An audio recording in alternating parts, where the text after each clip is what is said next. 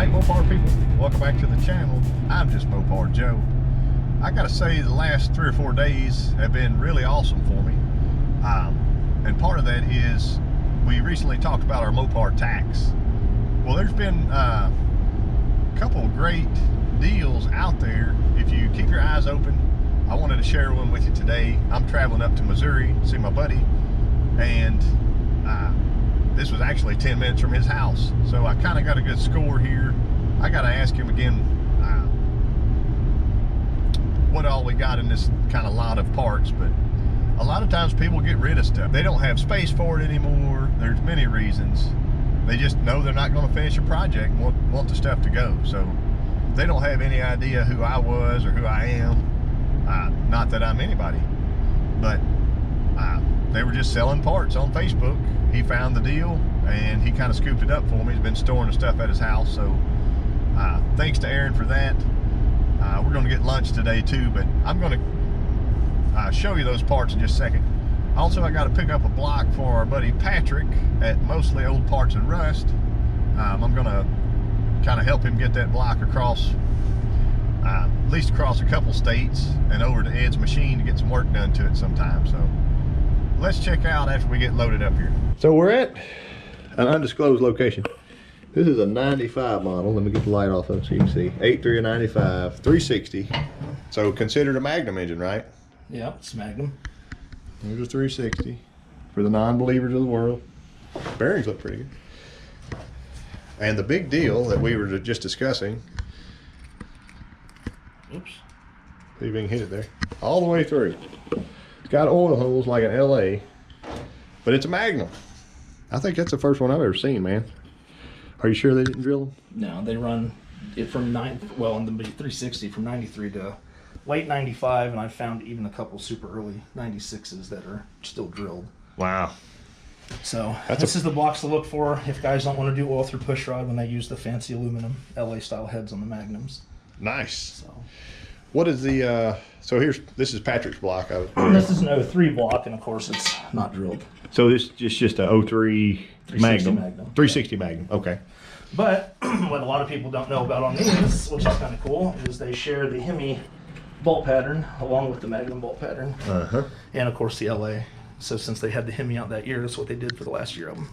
Sweet. And this one will not have. It just has the normal LA and just the normal Magnum. Okay. I got you. So you could technically swap that into your Hemi truck if you... Yeah, just bolt right in. Be a direct bolt in. So some people claim they are stiffer because of all the extra casting, but like I said, I'm not real sure about that. That looks nicely machined. Look at those. Yeah. See if they can see the marks on there. Looks good. Let's load it up. Here's what we got. I know they're a little crusty, but they'll clean up.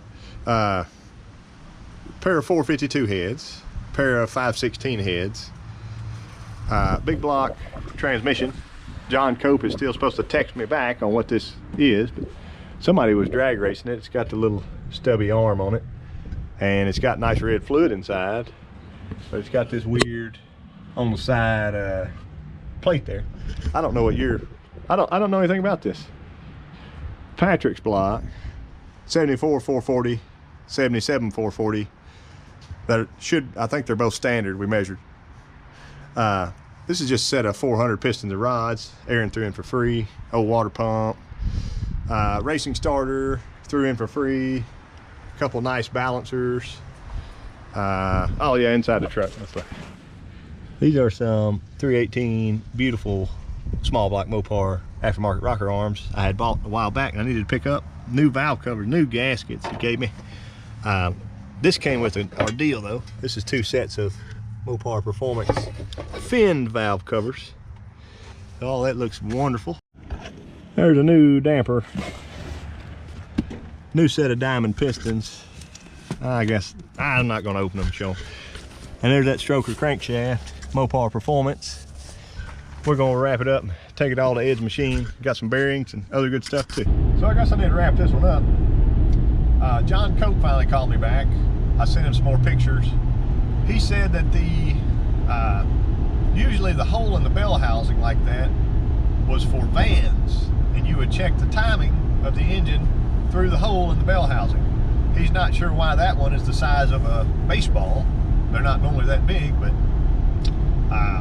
he identified the transmission for me as a 71 and later, which I could look the serial numbers up, but I've never seen that tail shaft housing. He said that is a truck tail shaft housing, and they're highly desired by drag racers. So if you already knew that, tell me in the comments.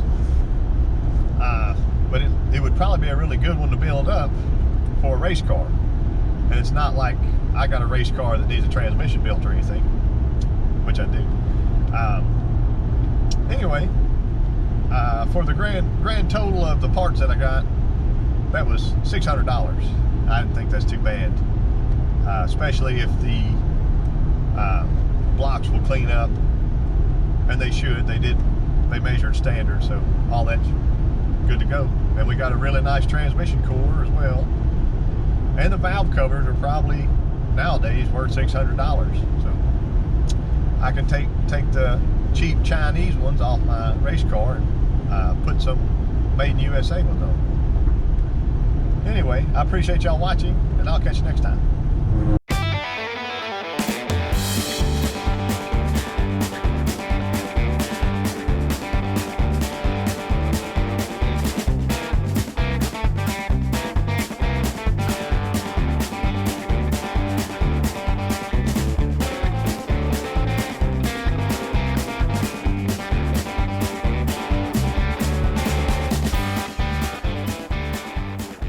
All right, Mopar people.